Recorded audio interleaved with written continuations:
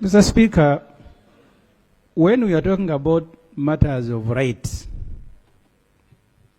I see no appetite from the NRM to participate. The other day you saw how Honorable Akamba was arrested, not even like a chicken thief. Grabbed. The tendency from my experience here is for our colleagues from NRM to think violations are limited to us.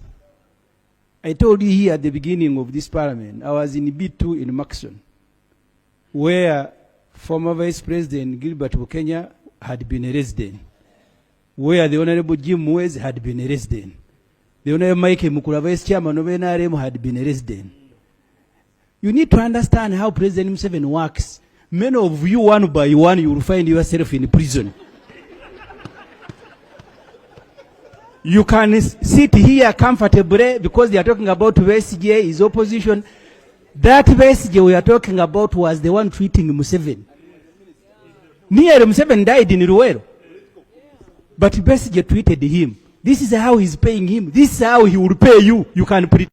Yes, oli ku Yugi Update TV kusinzira okubanga otuuliza ngero okola kyamaanyi nnyo okwekumira ku mayingo gano gwe mukwano gwange bali emitala w'amayanja bali Qatar bali Dubai abali Oman abali Canada baganda bange bali mu Florida abali mu US UK abali Saudi Arabia munambala musizaako nnyo mwe bali kwekumira ku mayingo gano namwe bali ku mulirwane Kenya Nampija Florence nkulamusizaako bali kwekumira ku mayingo gano Maureen nawo obeerako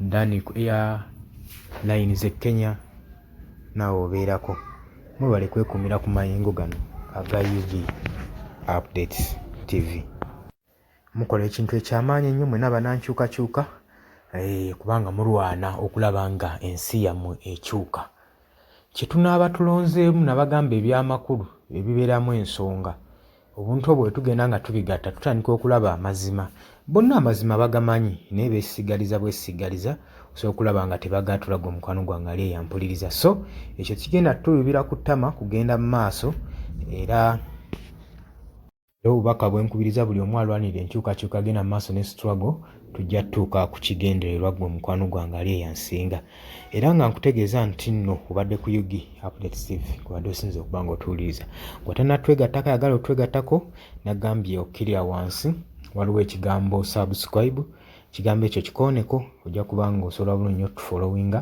okone ne mukadde mbaagala nnyo mweraba.